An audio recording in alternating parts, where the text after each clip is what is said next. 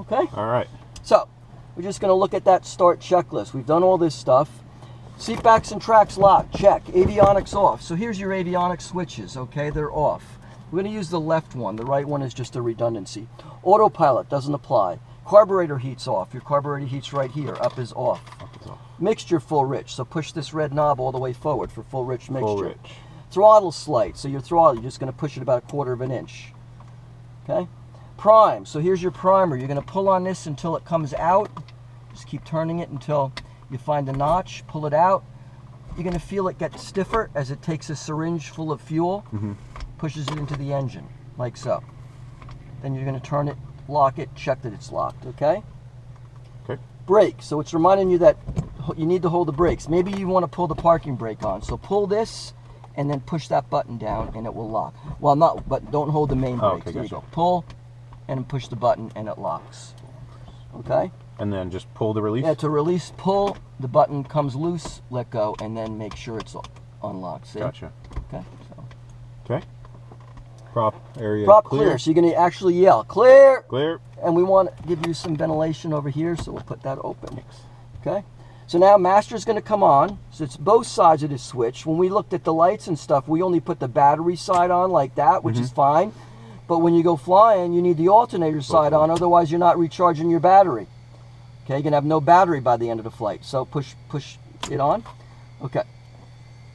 So beacon on. The beacon switch is always left on. There you go, so that we see that the light is flashing if we forgot to turn the master off. Fuel pump. Next, fuel pump. That's going to go on for start. Okay, and you'll hear it. And then I hear it. mag start. So your left hand's going to go on the key, and it's the key without the red ring. Teeth facing down. Your right hand's going to go on the throttle, right in here. Oh, there we go. So left hand on the key, right hand on the throttle. Teeth down? Teeth down. Oh, okay. And then start the airplane. Keep going. Okay, good. Now a little more. Add a little bit of power. There you go. Now let go. There you go. Now pull the power back. There you go. Nice and easy. You just don't want it revving like the son of a gun. And when it starts, you can let go of that key. Right now, you want to look at 3 things when you start an aircraft. RPMs, so they're still too high. Let's bring them down to about 1,000. 1,000 RPMs. Oil pressure. No oil pressure, we got to shut down. We can kill the engine. Fuel pressure. And amps. Charging the battery. The amps are working. The alternator's working. So 4 things. So we check oil pressure, fuel pump can now be turned off. Yep. Turn that off. And you want to double check that this stays good. Okay. Lights as required. So we can turn on our landing light. Landing We lights. can turn on our strobes. Strobes. That's all we do. Make sure it stay full rich. All right, now we can turn on our avionics. So you're going to go here and switch this guy up. Avionics on. Now the radios come on. Now we can talk to each other without yelling.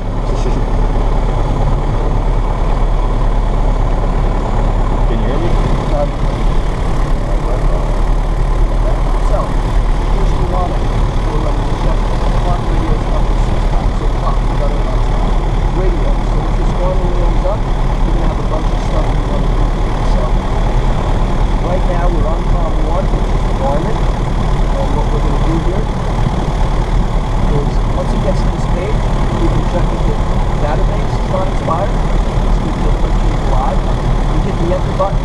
You're going to see half left out of view, half up out of view. It's talking about these flags and these bars. So, needed. So half left and half up. So they're all good. You should always say 135 there and 150 there. And whatever you put in here should be here. So if you put 210, it should say 210. Copy. Then you can hit again. And now you're going to see that the active frequency of 122.7 is Waimama. Okay? So we're all set with the radio. Compass. We should have an operating compass. It's showing 100 degrees right now. The first full line after east. It's 100 degrees. Copy that. And then we look at our 6-pack. So clock, radios, compass, 6-pack. So airspeed on 0. By the way, when I refer to airspeeds with you, you're looking at the inside scale for knots. So if I say take off at 50 knots, it's this 50, not this 50. We're not using miles an hour. I see, gotcha. That's antiquated. We don't want to use that. It's knots these days, so inside scale. So airspeed indicator looks good on 0, attitude indicator blue over brown, wings level, altimeter set to 100 feet, which is what Waimama is. Turn coordinated, no turn, balls in the center. Heading indicator needs to be set to 100 degrees. So we push that knob and we turn it to 100. First Okay, big line. yep, and vertical speed on 0.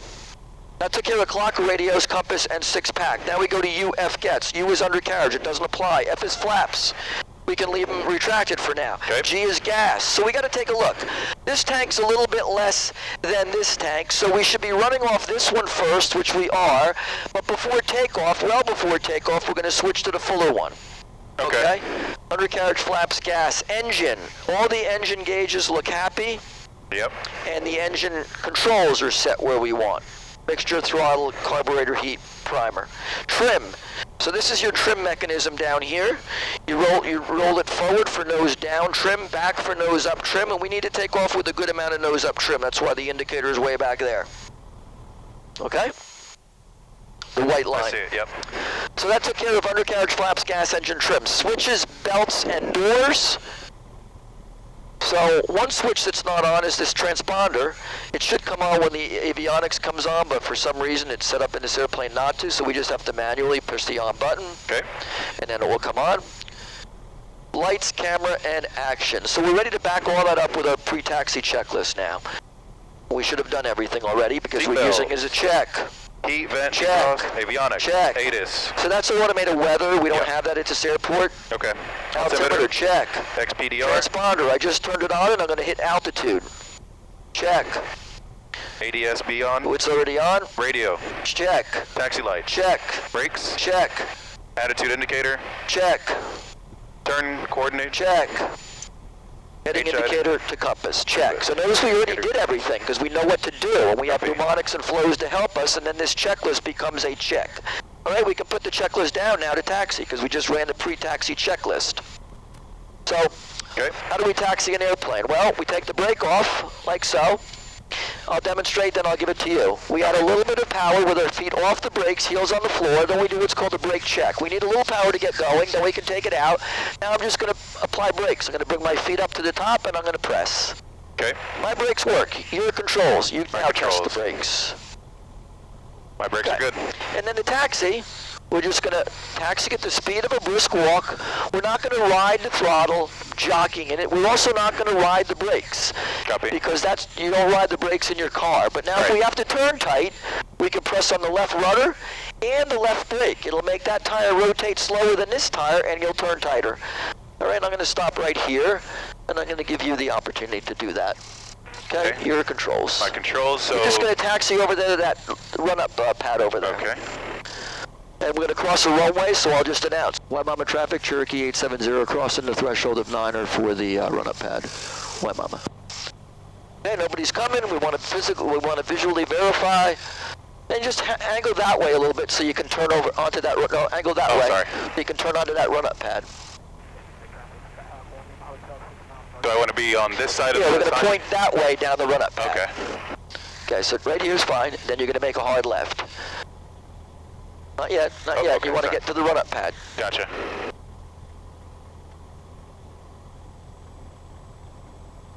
All right, now make a left turn. Adding a little bit of brake. And we're just going to position ourselves on this pad to do the run-up. All right. Stop the airplane, apply some brake. Always try to stop with the nose wheel straight. It puts less stress on it than if you're crooked, so get your rudder pedals neutral. Okay? Now we're going to run world-famous cigar. So again, we may want to put the brake on, so go ahead and do that. Okay? Yeah, just pull really hard and then push the button. There you go. It's on. Cool. Okay, so cigar, it's a world-famous mnemonic. C stands for controls, so we're going to box the controls. The same thing we did outside during the pre-flight, but we're doing it in here now. And these controls should move as they should. That aileron should be up. The one on my wing should be down. Copy. But that stabulator right now back there should be up. Right now, my aileron should be up. Yours should be down. We're going through these 4 corners. Top left, bottom right, top right. Okay? Controls for flight. How about controls for the engine? Mixture, throttle, primer, carb heat. Then I in cigar, instruments for flight, airspeed on 0, attitude indicator straight and level, altimeter set to field elevation, current coordinator no turn, ball in the center, heading indicator lined up with compass, vertical speed on 0. The next letter in cigar, G for gas. The pump is off, the fuel pressure is good, the fuel amounts are good. We're going to move it to the other tank in a second. Actually, let's move it now, so go to right tank. Right tank. Okay, when you do that in flight, you also turn the fuel pump on. When you do it, you don't have to do it now, Okay, but when gotcha. you do it in flight, okay? So that was CIG, gas area. We're in a good area to do our run-up. And attitude, we're set to a good attitude on our pitch trim. And then the run-up itself. We're going to make sure the airplane doesn't roll. We're going to hold the yoke back to take some pressure off the nose wheel. We're going to bring the power up to 1,700 RPMs. You can do that nice and smooth. Bring the power up to 1,700 RPMs. There you go. And then what you're going to do is a magneto check. 2 clicks over, not 3 to the off position, just 2 to the right. 1, 2. You're going to see a little drop, running smooth. That's cool. Back to both. Back to both. Now 1 click over. Run smooth, a little bit of drop, back to both. Back to both. So both ignition sources check out. Now carb heat, push it down. Should see a little drop in RPM as we send hotter air into the carburetor, losing some power. Yep. Back off. Good. Now before we bring the power back, just make sure everything's in the green. And everything's nicely in the green. Make sure also we're charging. And make sure also we have suction, about 5. Okay. Okay. Now we can smoothly bring the power back for an idle check. Nice and smoothly, nice and smoothly. All the way back to idle to make sure the idle setting is correct on this guy. Sometimes they have to be adjusted because they'll quit. There's a little screw the mechanic has to turn on the carburetor. So all the way back. Okay. All the way down. And then combine that with putting the carb heat on. That's going to rob even more RPM of it.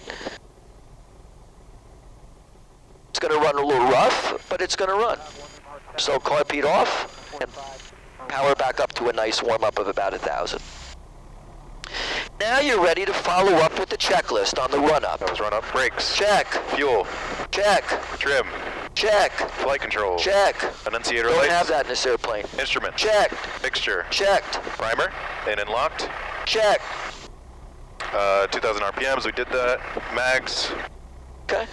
Checked both of those. Carb heat is currently off. We did test So it. that was my bad, and that's where a checklist helps you out. I was thinking I was in the Cub, and I did 1,700. In this airplane, it's 2,000. But I'm guaranteeing you it's not going to make a difference. Yeah. But, okay. So, vacuum, amps, fuel pressure, Oil pressure. check. Oil temp. Check. Idle. Check. Friction lock. That's just this guy here. If you want these harder to move, you pull this like this. It makes them tighter.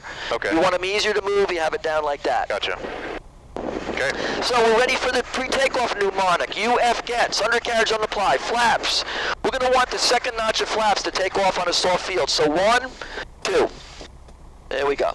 Gas, we're going to put that fuel pump on in a second when we run the checklist. Okay. Engine, everything looks good. Trim, switches, belts, and doors. I'm going to close my door in a second.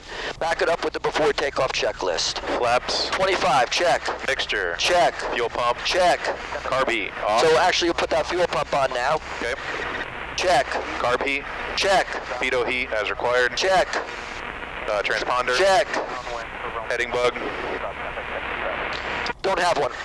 Copy.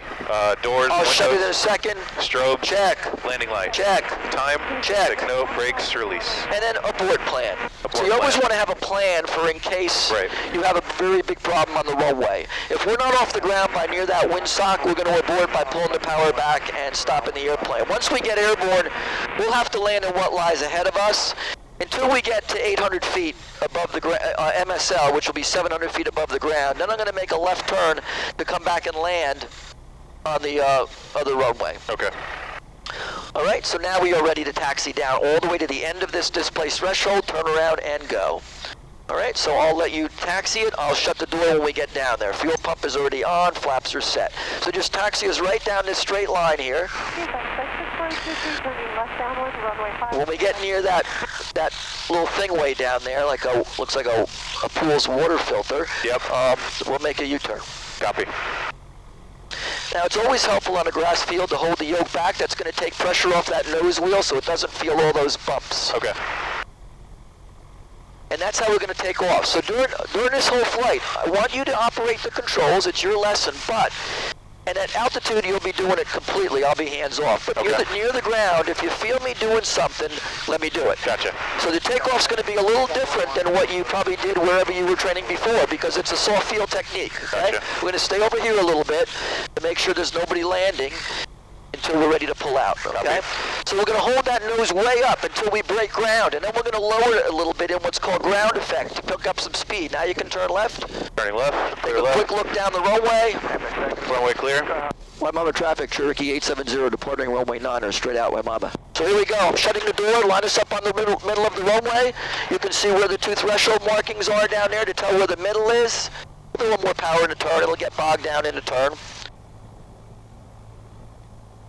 So it's over here, okay, closer to this fence than that fence, because there's a set of runway lights over there. So right about here, windsock is favoring a takeoff in this direction. Everything's looking good. Get set up right on that runway. Now get your feet neutral and off those brakes. And now we'll hold that yoke back, and now you'll smoothly go to full power. Okay, within 5 seconds you should be at full power. We need all the horsepower we can get in this sucker, and then you're just going to keep your hand there, holding full power. We're checking the engine gauges real quick. Everything's looking good. We're holding a little bit right rudder because it wants to go to the left. Okay. It's getting lighter on its feet as we hold this back pressure. It's going to break ground any second here. The airspeed is alive. Here comes the windsock, and she's just about to break ground here. So here she goes. She's trying to break ground. There she goes. Now we're going to level out in ground effect here. That's going to allow us to pick up some speed.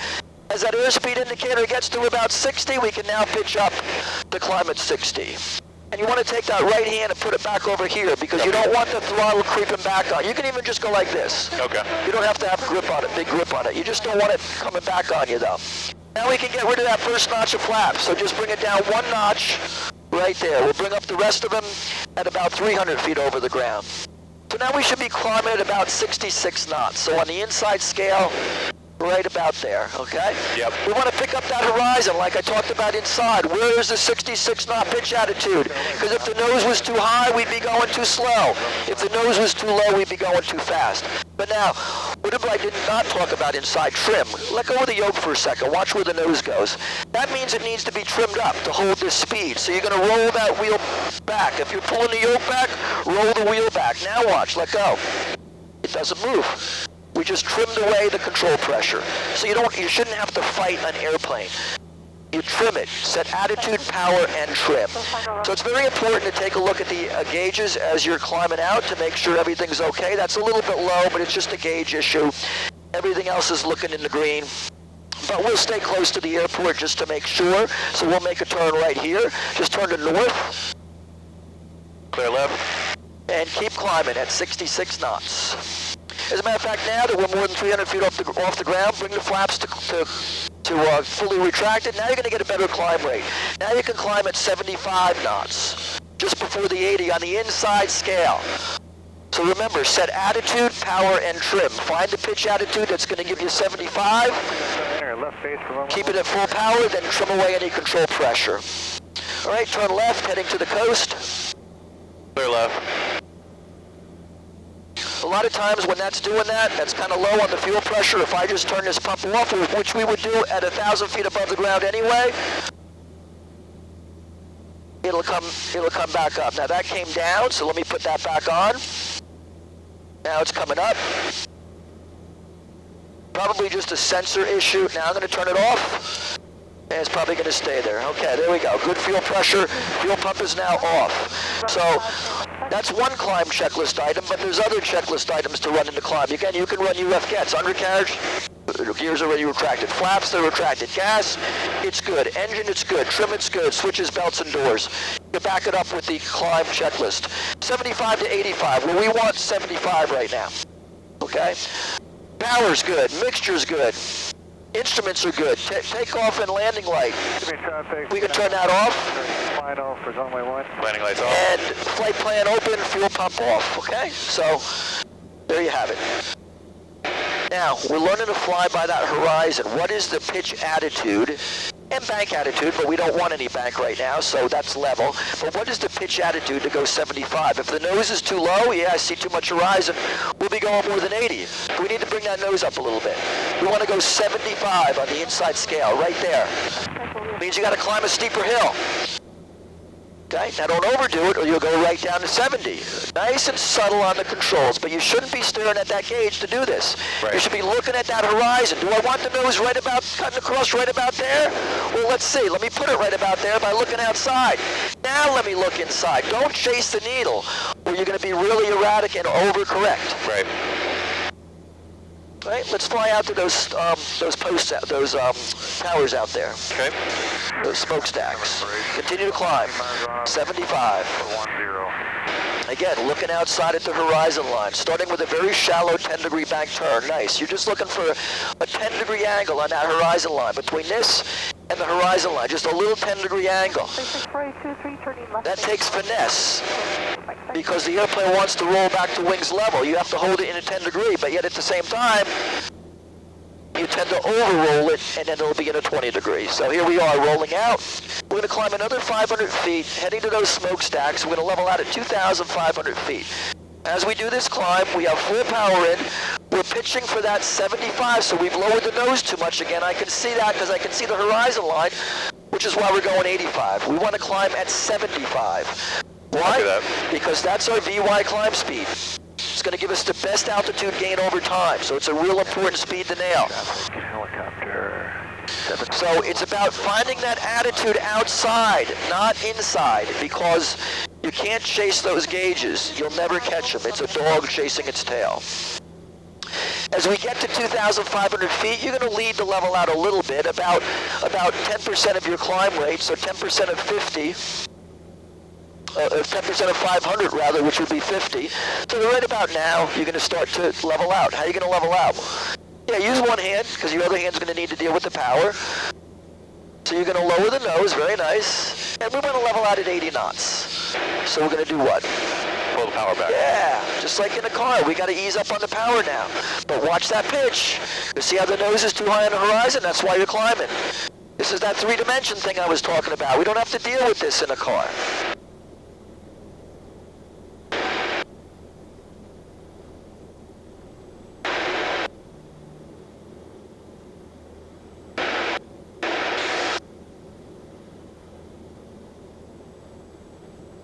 Fly to those smokestacks over there.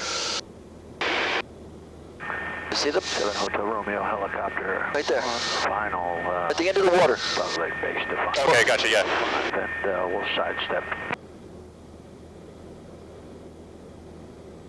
Okay, so you want to find that attitude and that power setting. I put the carb beat on because the engine was running a little rough. Might have had some carb ice. Everything else is looking great. All engines are indications are in the green. Right, make a U-turn. Turn left, 10-degree bank angle, holding 2,500 feet.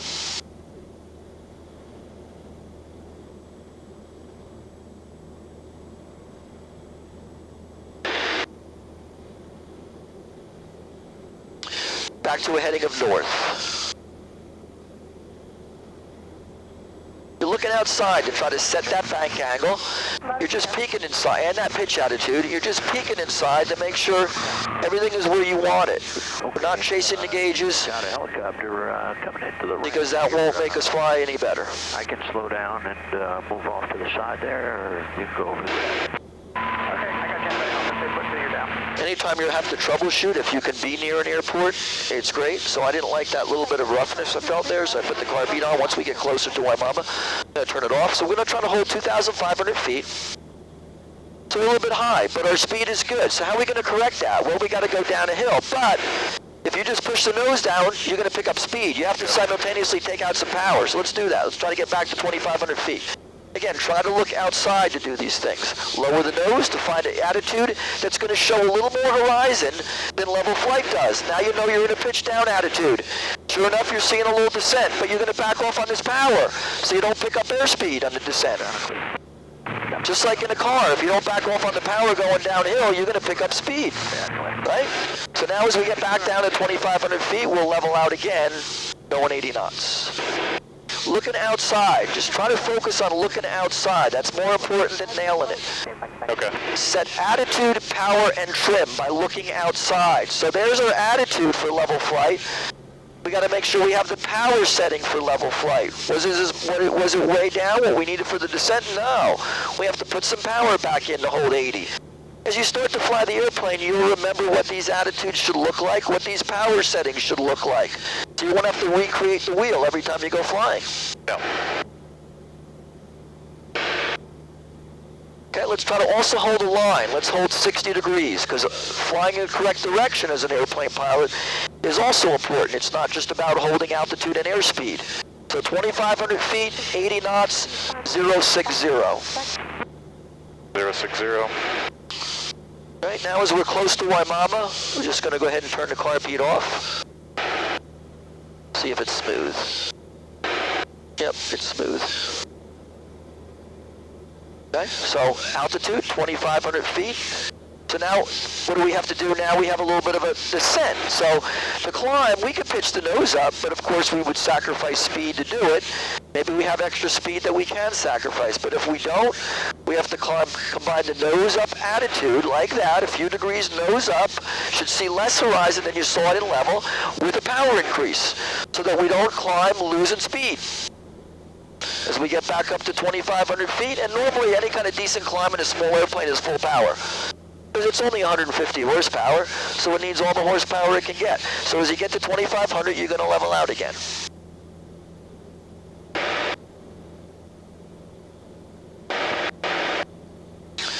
Set attitude, power, and trim. So you set the attitude. Where does that nose need to be on? I know it's a little bit obscure today, but it's enough to get the idea. Where does the nose need to be on that horizon? Where does the power setting need to be to hold 2,500 feet and 80 knots? Midfield, head westbound.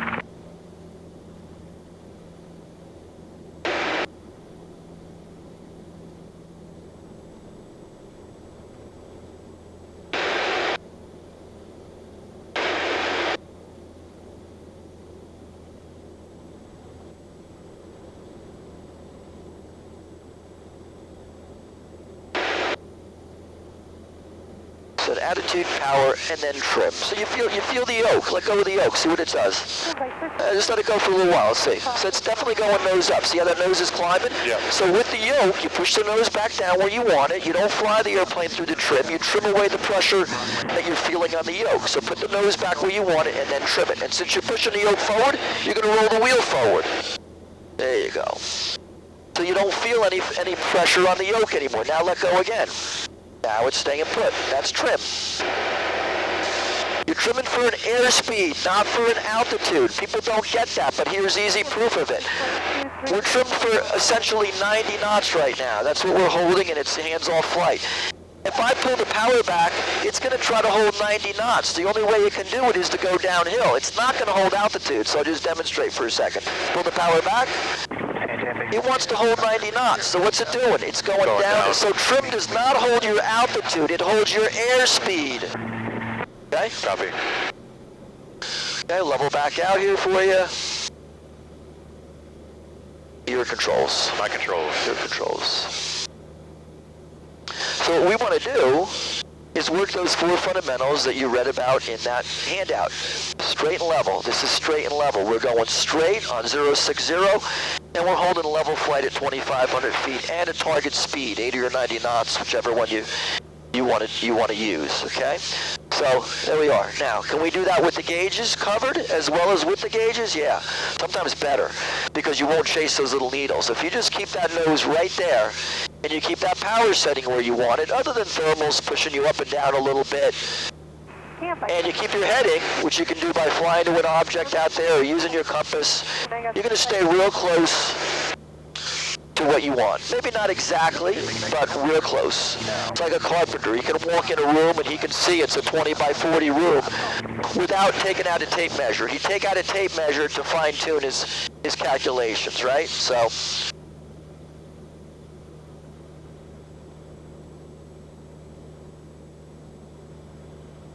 with the gauges, without the gauges. All right?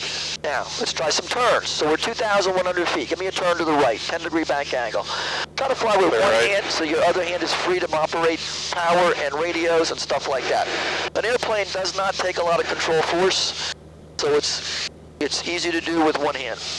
10 is that first small line on the... Yep, it's the first white line, exactly. Gotcha. So that's a 10-degree bank. And learn to read what a 10-degree angle looks like on that horizon line. We're going to turn all the way around to the heading of west. Copy that.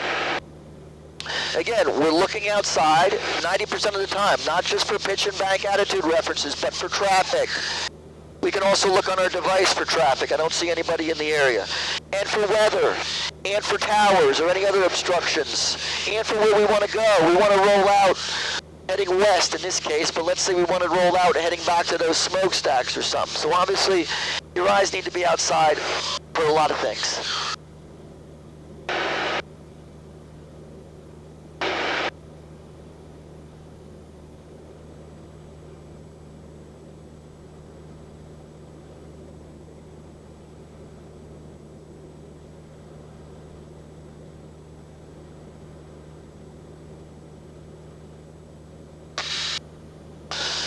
All right, so if we're losing a little altitude, that's either too low a pitch or too little power, and we're sinking. So we can pitch the nose up to climb. We can add some more power to climb without sacrificing airspeed. We get back up to 2,000 feet, and then we set the pitch and power that we think is going to hold it. We want to roll out on west, so we overshot it a little bit, so go back to the west. There's some of those towers I was speaking of. Those are very, very tall. They're 1,600 feet, so we would just barely make it over them. Standby, 6-6-23, left cross into runway 5, standby. So just climb us up a little bit to get to 2,000 feet, so you need to see a pitch attitude that's nose high compared to what you see right now. There you go, that's going to put you in a little climb, and then add climb power. Because if you don't add any power, you're going to sacrifice speed to get up these 200 feet.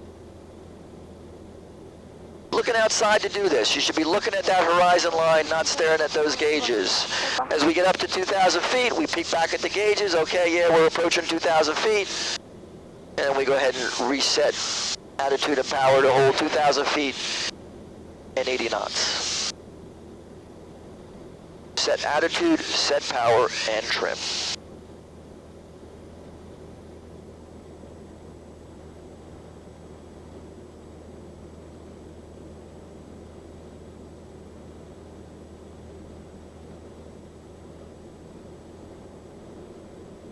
All right, let's turn back to those stacks.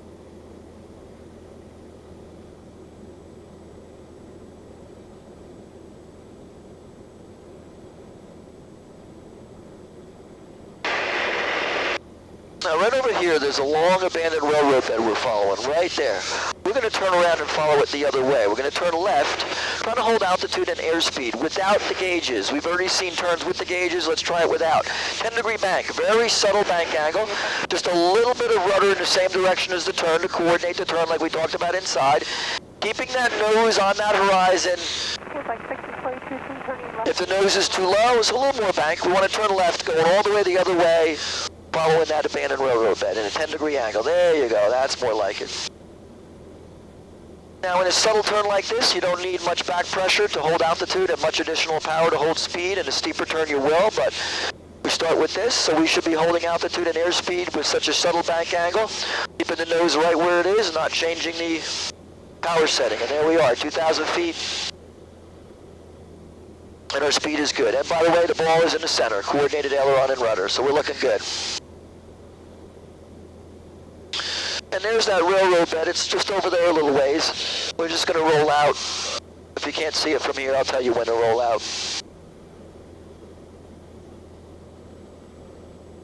That long line that stretches out that way after this open field here. I'm going to roll out right there to parallel it. And there you have it. Everything's very close to parameters. Attitude and power equals performance, with the gauges and without the gauges. Flying without the gauges builds a lot of confidence. These instruments will fail one day or another. All you need is a bug to go in your pitot tube, and then you don't have airspeed. All you need is a bug to get in that static source, and you don't have altimeter, airspeed, or vertical speed. All you need is your vacuum system to fail. You don't have heading and attitude. So let's turn right. Not to mention looking out for traffic and just flying better because you're using the biggest instrument of all, that natural horizon, which is real time. It's not these needles, which are not real time. So it's nice, shallow 10-degree bank.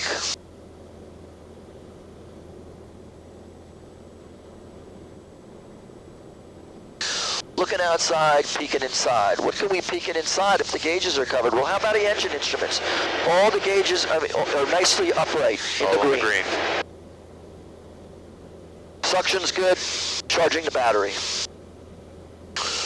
We'll roll out, heading back to that smokestack over there at my 3 o'clock. Copy that.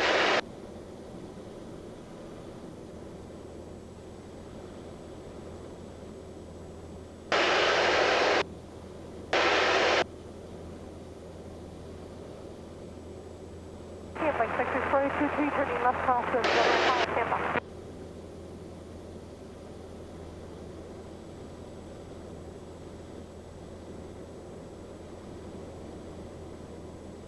Right, smokestacks.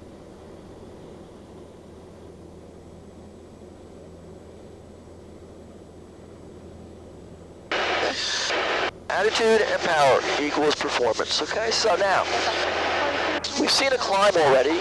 We're going to see one without the gauges in a second. Just turn a little bit left to head right for those stacks at the other side of that water. Copy. Now let's see a descent. Standard profile, just like the standard profile climb is full power, pitching for 75. The standard profile descent is 2,000 RPMs, pitching for 90. So you're going to bring the power back to 2,000. The nose is already going to fall, because without power, without enough thrust pulling it forward, it's just going to fall. Bring it back to 2,000, and then just set a pitch attitude of 90. So if you're pitched down too much, you'll be too fast. If you're pitched still too high, you'll be too slow. If you're pitched just right, you'll be 90, as you are right now. It's going to give you about a 500 feet per minute rate of descent, which is a nice, comfortable cruise descent. Looking outside, peeking inside, set attitude, power, and trim.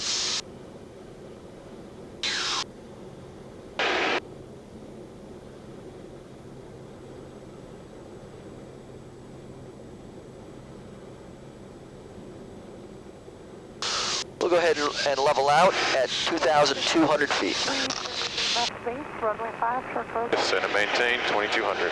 Yes, sir. Head to those stacks.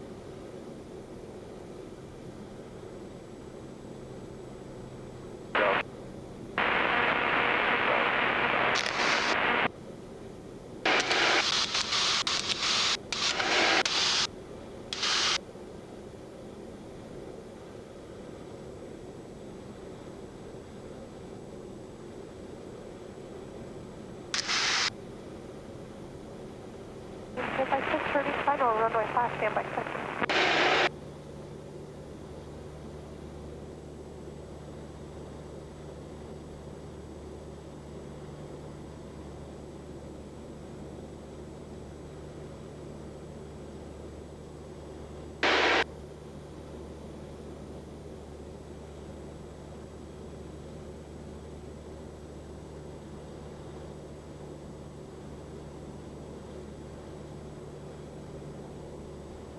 Set attitude, power, and trim.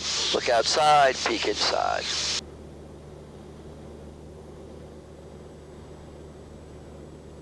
There you go. Nicely done. Now, let's try a climb without the gauges. We saw the climb on the takeoff, climb out.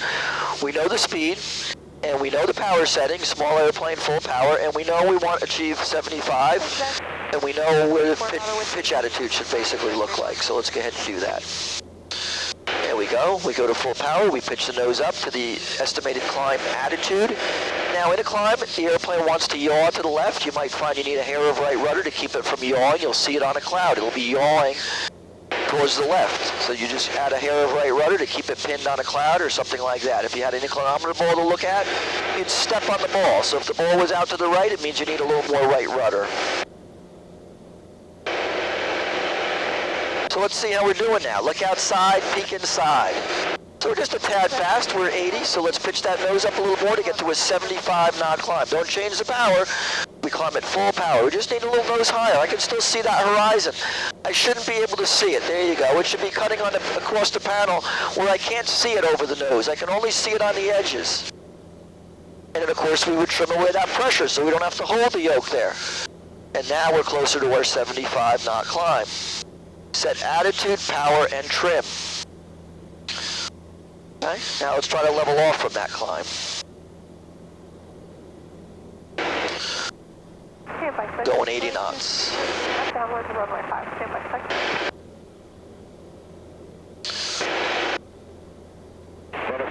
6. So we know we got to lower the nose. We're at the top of the hill. We're on the straightaway, but we also got to do something with power.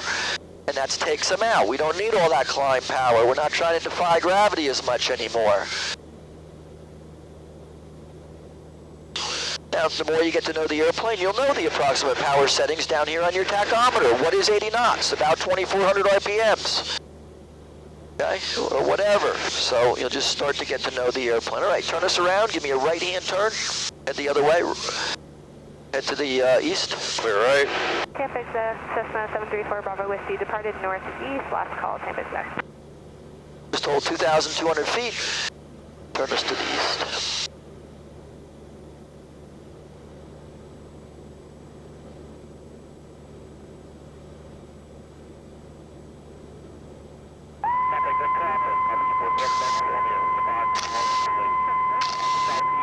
We'll be crossing midfield at 1500 and joining the downwind for runway 5. Epic side.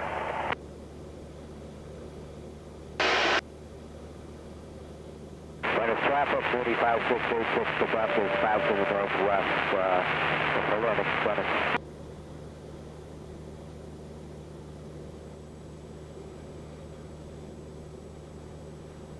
Stand by 66483, turning final runway 5 for the Brussels, stand by 6.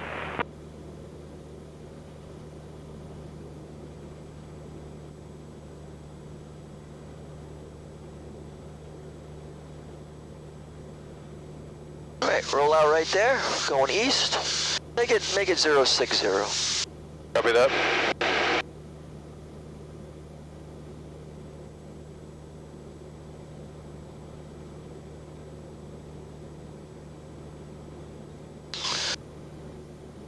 So that was straight and level with the gauges without, climbs with the gauges without, turns with the gauges without. How about a descent without the gauges? We didn't do that yet. So go ahead and put us in a descent.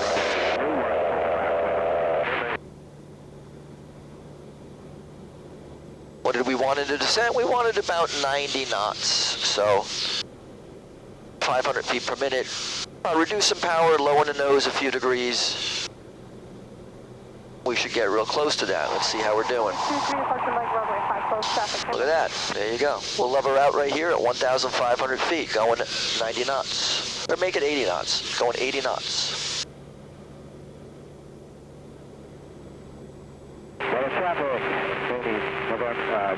5686 to Brussels, left downwind for runway 2120.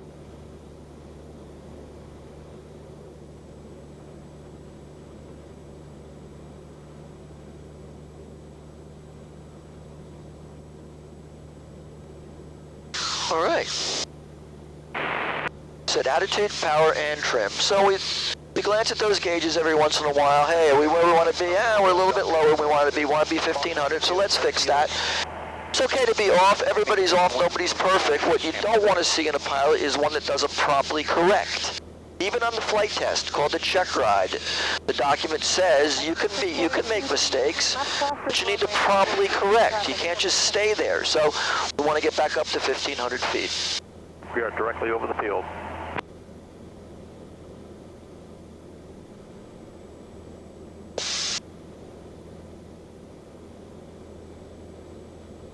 Engine gauges are looking happy.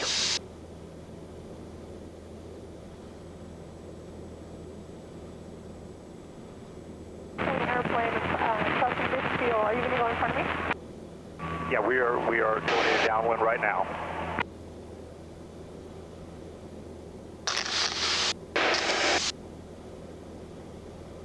All right, 2,500 feet, 80 knots. Left downwind, Just take out a very small amount. Well, you're already at 90, so you don't want to add power to go 80, right? You We want to said take... 2,500. We're at 1,600. I'm sorry, my bad. Stay right here, my bad. Copy You're that. exactly right. Okay, stay right here, 1,600, and go 80.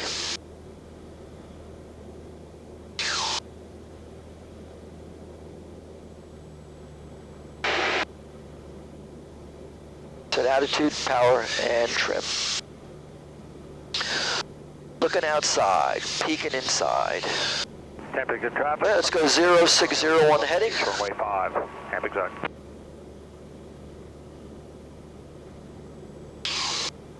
So now what we're going to try is an airspeed transition. So now you're really going to have to see how the trim works. So what do you think you're going to need to do to speed up this airplane to 100 knots? What are you going to have to do? Put a little bit of power in it. Yep. And I think we're trimmed up, so probably trim it down a little bit. Yeah, but before you use the trim, right? Your trim is a secondary control, not a primary. So before you use the trim, what are you going to be doing with the yoke? Pitching down. Yeah, because what happens is when you add power, you go through the molecules of air faster. That causes more Bernoulli's principle, more lift. The airplane's going to want to climb. You got to neutralize the climb. Go back to the east. Back to 060. And then do that maneuver. So 1,500 feet, 060, 80 knots, and then you're going to speed up to 100 knots. You can give it as much power as you need, just don't exceed red line. Copy. Okay? So subtle pressure on the yoke to neutralize the climb. Not enough to go downhill because we want to hold altitude. Okay, go forward. Speed us up to 100 knots indicated. You're going to feel the yoke wanting to come back because the airplane wants to climb. Once you put that nose where you want it, then you can trim away that control pressure.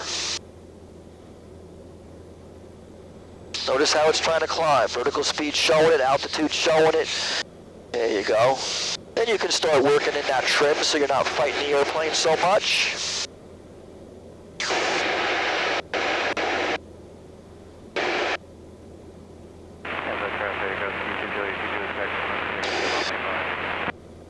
Stand by 664223, final runway 5, stand by 6.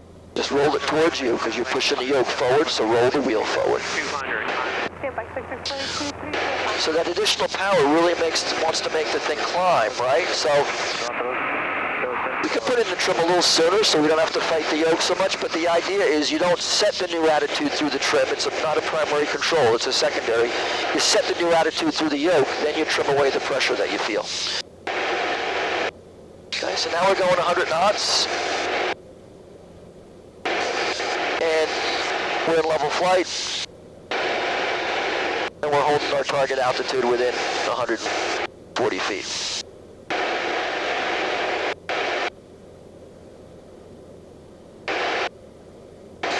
Set attitude, power, and trim. It's the formula to fly an airplane, any airplane.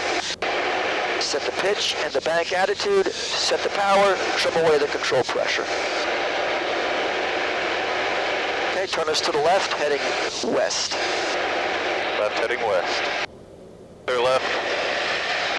You can stay at 100 knots and do a 100 knot turn here.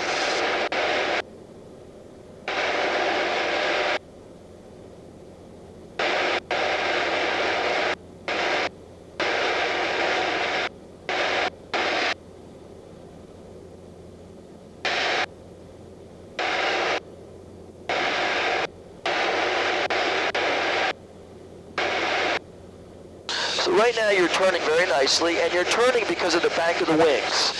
You're using a little bit of left rudder to avoid the nose getting pulled the wrong way, out to the right as you're trying to turn left from that down aileron on my side, which would cause drag and drag the nose in this direction. We can actually demonstrate that. Actually, this will be the first time I demo it in this airplane because I usually do intros in the Cub. So we'll see how this one does it. But I'm going to take the controls. You're going to relax here for a second. I'm going to do what's called coordination rolls. But I'm going to start with uncoordinated rolls just so you can see what that thing called adverse yaw is, where the nose gets pulled opposite the direction of the bank because of the downed aileron. So I'm going to take the controls for a second. Okay, I'm going to point right to the stacks over there at Apollo Beach. And what I'm going to do is, I'm going to slow her down a little bit. Actually, let me have you do that. I wanted you to do a slowdown, so you can just use 300, slow her back down to 80 knots for me. So just the opposite of speeding up, right? Where does the nose have to go as you take out power? Go up. Yeah. Faster you're going in an airplane, the lower the nose needs to be. Slower you're going in an airplane, the higher the nose needs to be. As we gradually take out a little bit of power and gradually raise the nose, we're trading speed for lift. We're slowing down but not climbing or descending. Staying on heading as well, 030, good. Seagram traffic, Archer 850 Foxtrot Sierra, 10 miles to the southwest, plan on entering left downwind for runway 19. Good, right turn out. Stand by 642, turning left base, runway 5, short approach, stand by 6. All right, turn left, head 240 degrees. Back to those stacks out there. Left heading 240.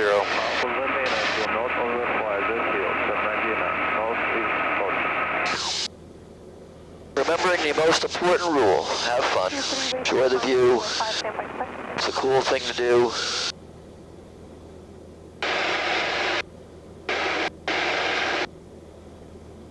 Alright, so I'm going to demonstrate it for a second. As you can see, I like the student to fly, not me. I want you to fly, you to learn, you're paying for it. But I'm just going to demo real quick because sometimes a picture's worth 1,000 words. So if I show you something, you'll get it a lot more. So here we go. I'm going to do little rolls, trying to keep the nose on that stack. But if I don't use rudder, the down aileron, which is going to pull the nose the wrong way. So if I bank left, the aileron on the right wing is going to go down. It's going to pull the nose that way. Now if I bank right, it's going to pull the nose left. If I bank left, look at how the nose is going completely opposite the yoke. See that? That's adverse yaw. Now you won't have that if you use rudder when you use bank. Now we can keep the nose right on those stacks like a rotisserie chicken on a barbecue because we're using harmonized aileron and rudder. Nose is not going crazy. Look at that. It's staying right on the stacks because I'm nullifying the adverse yaw by using rudder in the direction of the bank. That's what a rudder's on an airplane for, not to turn it, as I said, inside. Give it a shot. So do little banks first without any rudder just to feel what that adverse yaw stuff is. Now back the other way. Watch the nose go off to the right. Yep, I see that. Okay, now back right. Watch the nose go left. Look at that. See that? Goes the wrong way because the adverse yaw, the down aileron's pulling it that way. Now get back on the stacks and now use coordinated aileron and rudder and just roll little turns back and forth on those stacks and you'll keep that nose much closer to it. There you go. Look at that. Now the nose isn't going off on its own in the wrong direction. That's what we mean by coordinated flight. So they're called coordinated rolls. Okay, turn back the other way. Here's that railroad bed. You see that line right down there? That's an abandoned railroad bed. Right there. We're going to follow it going up that way. Okay. Stay right here at 1,300 feet.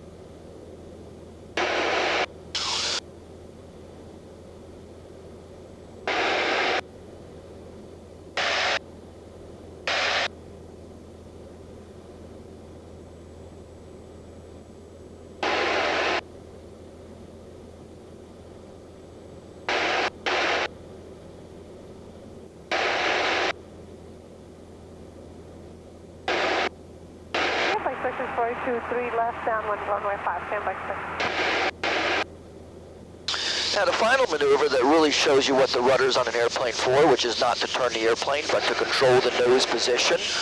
In the case of a turn, we're controlling the nose position by not letting adverse yaw take over and pull the nose the wrong way, right?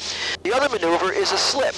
So let's say we have to land in a crosswind. I'll take the controls real quick and demo. Let's say we're landing on a runway that's paralleling this railroad bed right down here. And the wind's coming from there. We could not land wings level. We get drifted to the right. We'd have to bank into the wind to land. But the bank of the wings is going to pull us that way. Now we're not pointing down the runway. So what would we do? We'd add opposite rudder. Watch. And now we can point down the runway to land the airplane. You see that? Yep. So the rudder is controlling the nose position. I'm not letting the rudder the nose go to the left now. Okay, and then we could do it the opposite way. We could bank right if there was a wind. This is literally how you will land in a crosswind.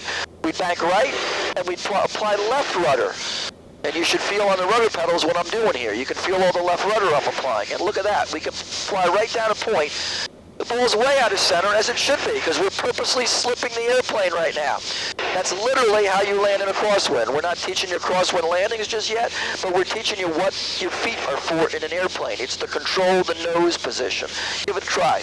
Give it a subtle bank to the left, as if you had to land in a crosswind coming from your left, and apply right rudder to stop it from going that way, so that you can land on this runway. There you go. A little more bank into that crosswind, and opposite rudder to keep that nose straight down the runway. Okay? That's called a side slip. That's how you land an airplane in a crosswind.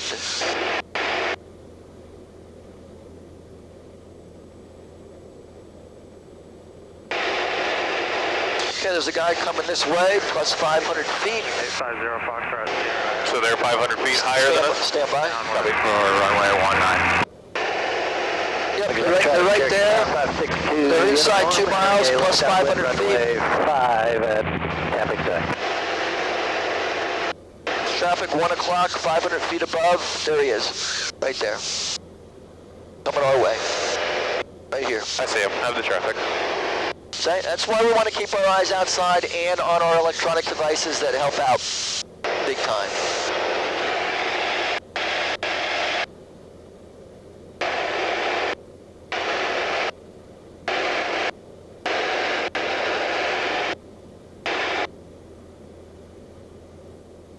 Now, if you're ever getting warm, this thing can be pulled open. Get this out of the way first.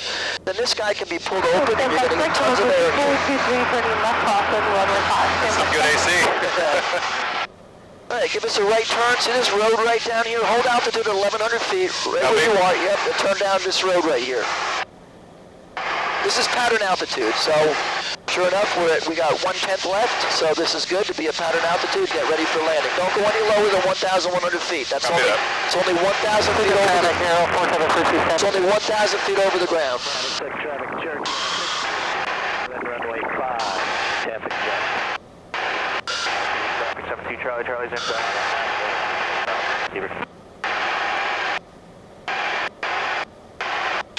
Just the only problem is you get a lot of wind noise on your mic, and that's what you're hearing.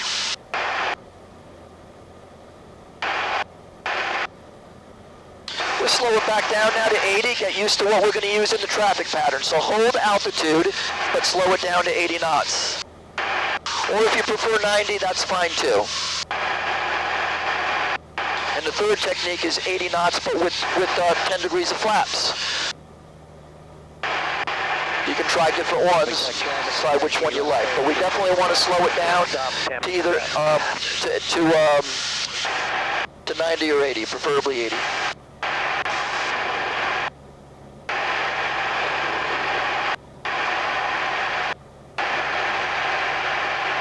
All right, so just head back to those stacks over there, giving about 250 degrees, 1,100 feet, 80 knots. Okay, now if you deploy 10 degrees of flaps, it's going to cause a little more lift, and you're going to be able to fly with the nose a little lower. So try that, see if you like it. Now you may need a little power to hold 80 knots because you just added a little bit of drag, but you see the nose is a little lower now. Yeah. Final runway 5, full stop. So that or 90. So we're going to set up to enter the traffic pattern down there at Waimama. We're just going to swing around and get on the left upwind, fly around the pattern. This is 423, oh, I'm sorry, turn runway 5, family.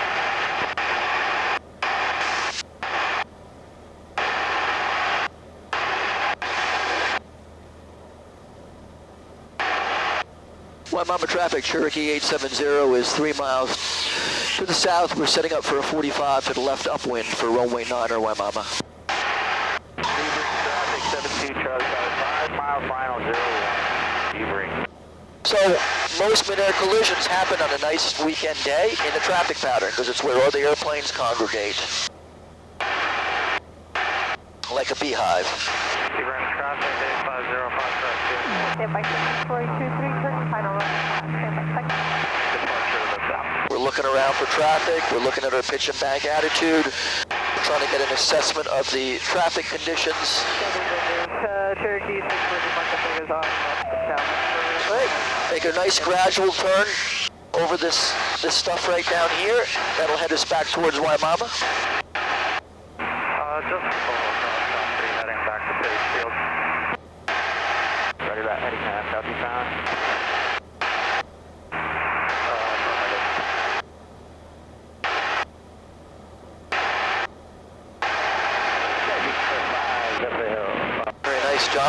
altitude.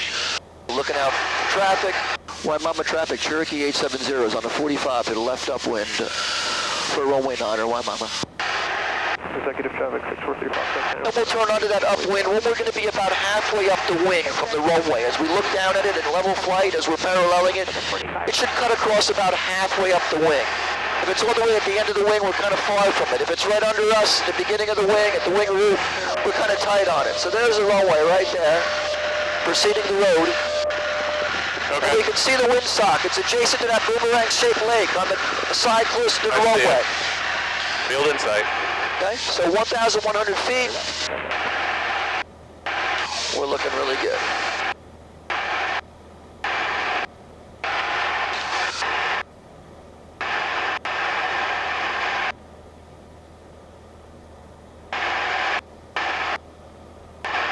All right, good job with that.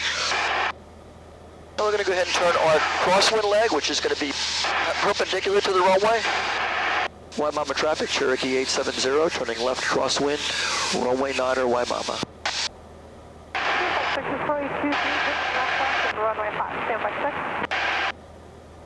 We'll pick up that runway, it's right there.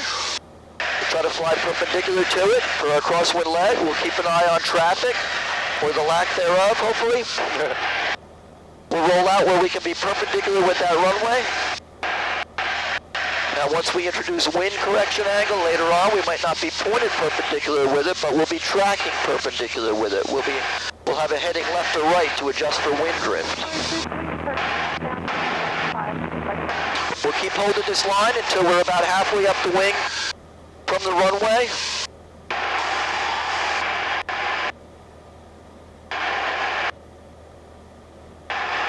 And then we'll turn our downwind leg. Waimama traffic, Cherokee 870, turning left downwind, runway 9er, Waimama. We're holding 1,100 feet. And it'll be time to run a pre-landing checklist, the world-famous gum check, gas. So it's time to put that fuel pump on. Fuel pump on. And make sure we get fuel pressure.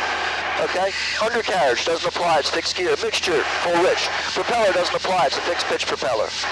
All right, roll out, paralleling the runway right here. Now, if we have time, we would pull out the pre-landing checklist. Brakes, landing light, we'll put that landing light on. Seatbelts, mixture, carb heat, fuel pump on, fuel, flaps, we're all good to go. Now, as we get a beam to touchdown spot, right about there, we're going to bring the power to 1,500 now. It's not a cruise descent now, it's a landing descent, so take more power out because we want to go downhill at 80 right here. There you go, and now keep holding your line to the runway. Don't veer towards it, don't veer away from it. Now you want to raise that nose a little bit to bleed off speed to 80. You want to trim it nose up a little bit so it holds 80. As you lose a couple hundred feet, you turn base. Waimama traffic, Cherokee 870, turning left base, runway 9er, Waimama. Now we want to slow to 70, so a little more nose up, pitch and trim. Not so much with the power is to control altitude. So now another notch of flaps. Okay, we're looking nice at 70. Trim away the nose pressure a little bit so it doesn't fall and go back to 80. A little bit more nose up trim. And now we'll hold our 70 really nicely. Look down final for any conflicting traffic. They're on fine. Waimama traffic, Cherokee 870, turn to final for runway 9er, Waimama. So now as we roll out on final, pitch is controlling the speed. If we pull the nose up, we're going to slow down. If we lower the nose, we're going to speed up. So right now we're getting a little bit flat, a little bit low. We wouldn't pull the nose up to fix that. We'd add power. There you go. That's going to shallow the descent angle here. Help us get to that runway. And we eventually want to get down to 60 knots. Give us the final notch of flaps. Full flaps. There we go. Now we're going to position this airplane right down the center of that runway. And because of the winds coming from our left, we're going to have to use that right rudder like we just did in flight there to point down the runway. Now as we're getting at a better altitude, we can gradually bring this power out to sink towards the beginning of the runway. Okay, we're picking an aim point at the beginning of the runway, slowing it down. Now when we have the runway made, we start to just ease in the back pressure, bring the power to idle, and now you land an airplane by trying not to land it. You suspend it over the ground, it's going to land itself, just like that. You keep it straight with rudder pressure, no braking action, just hold the yoke back for aerodynamic braking. Then as you slow down, you can apply gentle brake to turn off. Okay, we'll find the runway edge lights here. We'll turn avoiding them, so right here is good. Give us a left turn. Wait till you're off the runway, add some power, and turn left. Hard left rudder, left brake. Gonna get on this taxiway right here. Hard left rudder, left brake. There you go. Now we can clean up the airplane, which means fuel pump off. Fuel pump. You can take out a little bit of power. She's going to pick up speed on the straightaway, and you can clear up the flaps. Okay, now just find the power setting that's going to keep you cruising along at a brisk walk. There's going to be a magic setting that'll just keep you going. Too little, and we're barely moving. Too much, and we're going too fast. You want to go about the speed of a brisk walk. And again, on a soft surface, hold that yoke back. She's going to want to veer to the left, so keep holding a little bit of right rudder. And you just find that happy medium power setting so you're not jockeying the power. And don't ride the brakes, just like you wouldn't in your car.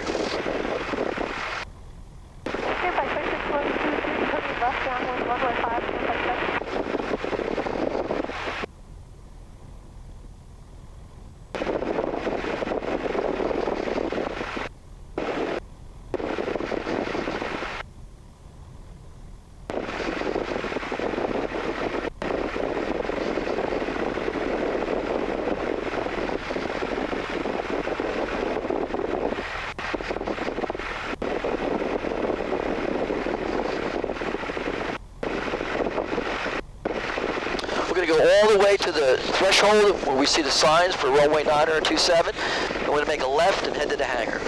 Just make sure you clear the sign, because given a low wing airplane, it's kind of close to the sign. Gotcha. Slow it down just a hair. Okay, here comes the sign with the lights adjacent to it. We're going to pass it.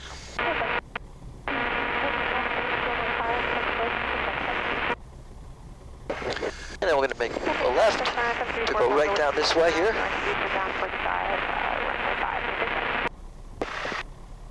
Making sure nobody's coming in behind us. Or the other way, and then just over to there, then I'll take it to bring it to the hangar.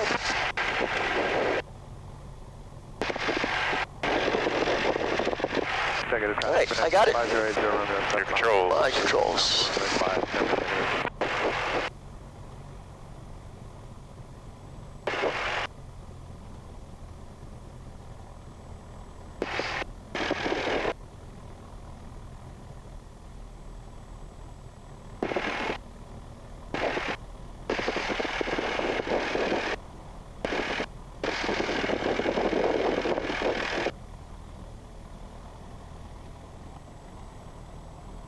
All right, there we go. Shutdown flow. You can leave that open. Oh, okay. You keep it aerated for the next student. So you're just going to put the power at about 1,000, and you're just going to flow across to all this stuff. So you don't need the landing light anymore. Turn that off. You don't need the strobes anymore. No, just that half. You want to keep the beacon on. Gotcha. Okay, you want to make sure none of that other stuff is on. You want to make sure the carpet is off. Then you can shut off the avionics. You can go ahead and shut off the mixture. Then the magneto switch. Once the prop stops. You want to wait till the prop stops to do that. Okay. And then finally, the master switch. Don't want to forget the master, or you would walk back out to a dead battery. You like leaving your key on in your car. Mixture, magnetos, master switch. And then you always want to pull that key out. People have gotten killed by props because the key was in the switch and the switch wasn't turned off. It was left on left or right. And they moved the prop and there was a short and the prop hit them.